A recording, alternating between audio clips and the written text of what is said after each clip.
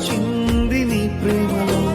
కమ్మేసిన చీకట్లను నిత్య వెలుగుగా మార్చావు. సర్వస్వము నా కోసము శిలువపై ధార పోసావు.